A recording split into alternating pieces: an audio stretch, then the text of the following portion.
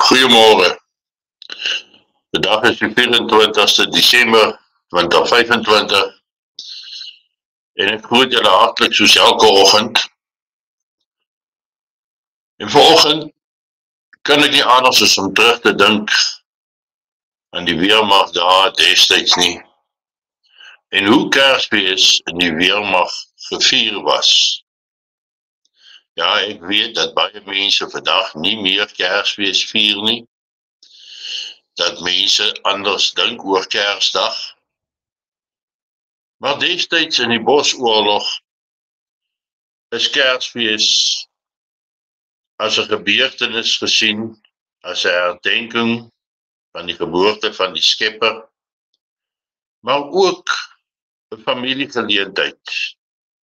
En vir diegene wat ongelukkig genoeg was om op die grens te wees, was daar nie veel om te doen, anders as om self dit daar te hou nie. Daar was nie familie ter sprake nie, en tog het elke basis, elke company, elke peloton sy geleentheid gekry om Kersfees te vier. Nou hoe sou dit dan nou werk in die geval van grensoperaties daarbo? Gewoonlik diegene wat in die basis was en nie op rus, het op Kersdag self, of selfs op die 24ste, 'n Kersete gehad. 'n Diens en 'n Kersete, waar daar 'n bietjie uitgang was deur die kokke, en daar baie lekker kos voorbereid was vir die troepe om te eet. En dit was 'n dag van groot feestelikheid. Ek onthou dan ook al die dankie sê tannies se kospakkies wat gestuur is vir Kersfees om die troepe uitgedeel te word, en die spesiale briewe wat geskryf is deur onbekende mense wat elkeen ontvang in daardie Kerspakkies.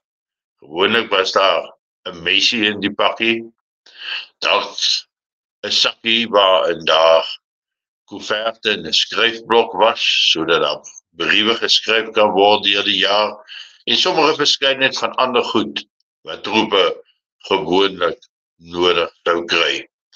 Maar dan was daar diegene wat ontplooi was in die veld, want dit het nie saak gemaak op watter dag van die jaar dit is nie, het sy dit 'n Sondag, Kersdag, geloftedag, ongeag wat se dag het was, daar was altyd troepe in die veld ontplooi. En dan is daar spesiale reëlings gemaak, dat die troepe wat ontplooi is, ook 'n geleentheid tot iets spesiaals kon kry. Baie kere het die manne wat in die basis was, uitgegaan en in rondom verdediging om die basis gelê, dan het die persone ingekom van die veld af, van hulle patrollies af, en dan het op die 26ste, of selfs op die 24ste, het hulle Kersete gekry. Dit terwyl toe hulle Kersetes gekry het, was 'n ontplooide company in die omgewing van die basis om te sorg dat almal binne in die basis veilig was. Daar's baie verhaaltjies wat 'n mens daar rondom kan vertel. Ek kan onthou in 1980 het die doom nie geweet hoe werk hierdie stelsel nie. Hy het nie verstaan dat daar mense ontplooi is buite die basis en dat almal in die basis kan ontspan.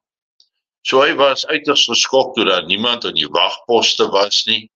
Baie ontsteld het hy amper vir die hele nag van wagpos tot wagpos beweeg, en dit terwyl daar 'n hele company troepe buite in die veld ontplooi was. Ek onthou goed in 1989 was ek ontplooi ergens bokant Baken 26 saam met 3-2 bataljon, en op daardie stadium het die Pumas net ingekom op die 24ste en het hulle vragte klaar voorbereide kos vir ons afgelei daar in die veld, en dan het ons sommer daar in 'n tydelike basis het ons Kersete gehou. Later jare, hoe verder weg jy ontplooi was, hoe meer gespesialiseerd jou taak was, hoe minder belangrik het die Kersete vir jou geword. Maar daar was altyd steeds die geleentheid daartoe begin.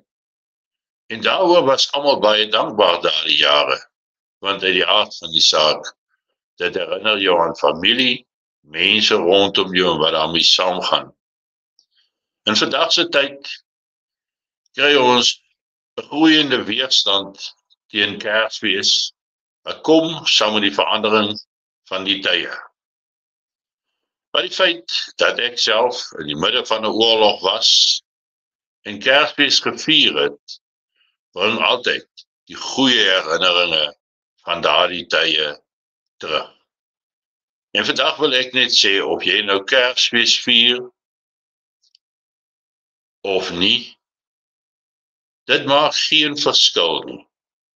Aan die tyd wat ons het, om saam met ons familie, ons naastes en ons vriende te verkeer oor hierdie feesseisoen nie.